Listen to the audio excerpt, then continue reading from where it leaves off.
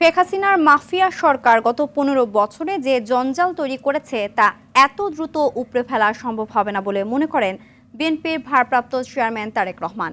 দেশ পরিচালনায় সরকারের অদক্ষতা পরিলক্ষিত হলে জনগণ তা মেনে নেবে না বলে সতর্ক করেছেন তিনি। বিএনপি মহাসচিব মির্জা ফখরুল ইসলাম আলমগীর বলেন, অন্তর্বর্তী সরকার যত বেশি সময় নেবে তত বেশি জটিলতা তৈরি হবে। মাইদুর রহমান রুবেল জানাচ্ছেন বিস্তারিত। জাতীয়তাবাদী টেক্সটাইল ইঞ্জিনিয়ার্স অ্যাসোসিয়েশন জেটেবের তৃতীয় কাউন্সিল উপলক্ষে রাজধানীর ইঞ্জিনিয়ার্স ইনস্টিটিউটে আয়োজিত অনুষ্ঠানে বিএনপি নেতারা বলেন, গত ১৫ বছরে গার্মেন্টস এবং টেক্সটাইল খাতকে পরিকল্পিতভাবে ধ্বংস করেছে আওয়ামী লীগ। নির্বাচন ঘিরে দ্রুত প্রয়োজনীয় সংস্কার করে ভোটের আয়োজন করতে অন্তর্বর্তী সরকারের প্রতি আহ্বান জানান বিএনপি মহাসচিব। কারণ সামনের দিকে যে সরকার আসছে সে সরকার আপনাদেরকে তৈরি করতে হবে। সেই সরকার জাতীয়তাবাদের তারেক রহমানের নেতৃত্বের সরকার তৈরি হবে।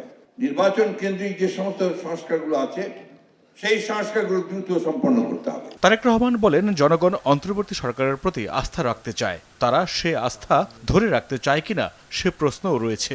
সরকার পরিচালনায় যে অদক্ষতা পরিলক্ষিত হয়, যদি অদক্ষতা দেখতে পায় জনগণ, সেটাও কিন্তু জনগণ আবার সহজভাবে মেনে নেবে না।